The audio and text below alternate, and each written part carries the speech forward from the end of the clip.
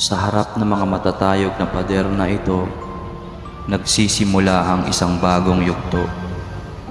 Isang yugto na puno ng mga tanong, mga agam-agam, mga pangarap na tila kay layo. Para sa isang katulad ko na mula sa simpleng buhay, ang kolehiyo ay parang isang bundok na kailangang akyatin. Bawat hakbang papasok sa QCU, bawat sulyap sa mga kapwa estudyante ay puno ng kaba. Kaya ko ba ito? Tama ba ang landas na tinatahak ko? Paano kung mabigo ako? Mga tanong na paulit-ulit na bumubulong sa aking isipan. Ang libreng tuition, isang biyaya. Ngunit may kasamang malaking responsibilidad. Hindi lamang para sa aking sarili, kundi pati na rin para sa aking pamilya na umaasa sa aking tagumpay. Ang presensya ng mga estudyante ay nagpapahiwatig na hindi lang ako mag-isa. Marami kaming magkakasama na aahon sa kahirapan.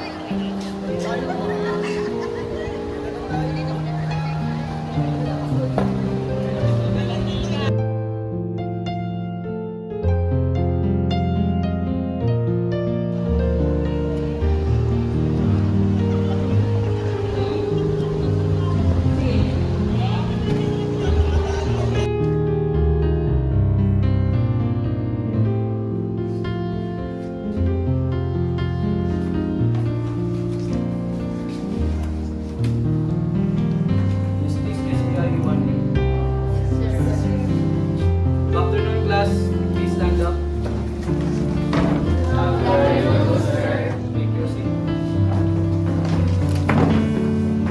Since this is our first meeting, hindi pa tayo magkakilala. And before I introduce myself, I want you to introduce yourself first. Please introduce yourself starting from me.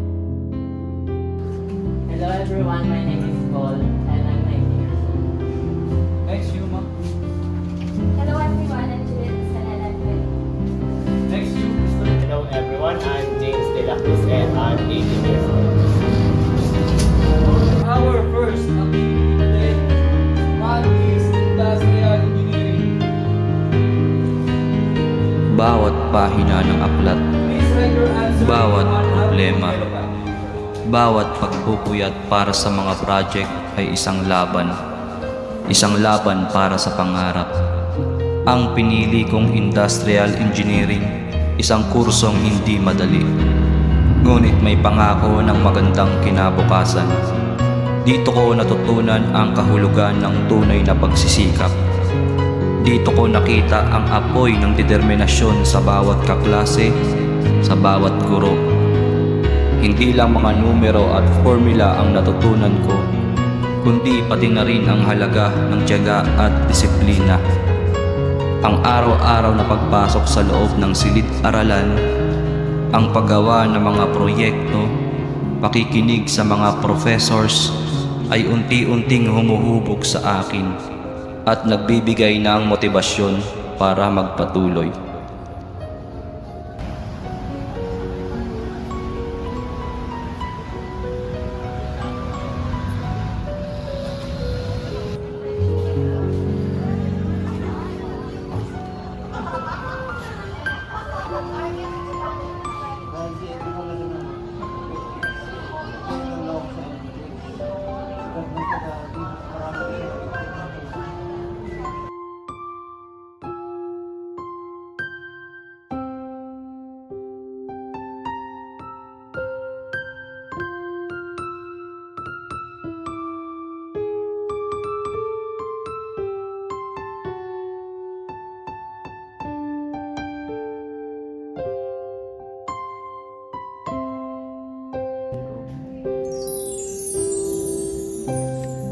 Mga mata na puno ng pagod, mga kamay na naninigas sa dami ng sinusulat.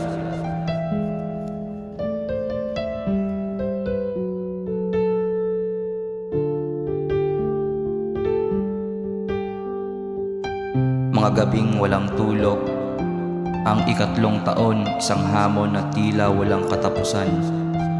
Ang pressure ng mga examination, ang bigat ng mga responsibilidad. May mga araw na pakiramdam ko, bibigay na ako. May mga araw na gusto kong sumuko. Ngunit sa bawat pagod, sa bawat luha, may isang tinig sa loob ko na nagsasabing padayon. Magpatuloy, huwag kang sumuko. Ang bawat sakripisyo ay may katumbas na tagumpay. Ang mga takot na nararamdaman ko ay nagdadala sa akin para magpatuloy at mas lalong pag-iihan ang aking pag-aaral.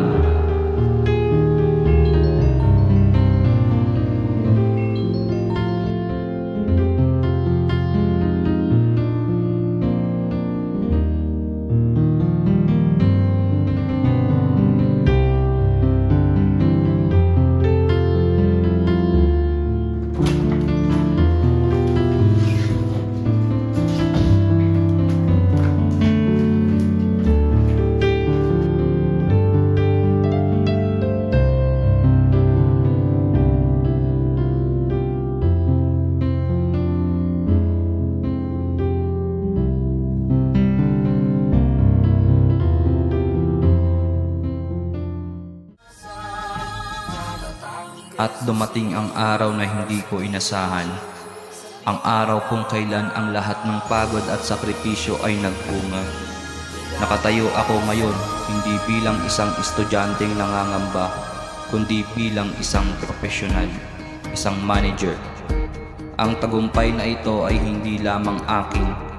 Ito ay tagumpay ng aking pamilya, ng mga guro ko, ng QCU. Ang QCU ang universidad na nagbigay sa akin ng pagkakataon. Ang universidad na humubog sa akin. Ang universidad na nagpatunay na ang pangarap ay kayang abutin kahit gaano pa kahirap. Padayon, patuloy na mangarap, patuloy na magsikap, patuloy na maniwala. Dahil sa dulo ng bawat laban, may naghihintay na tagumpay. Maraming salamat QCU dahil sa inyo natupad ang aking pangarap.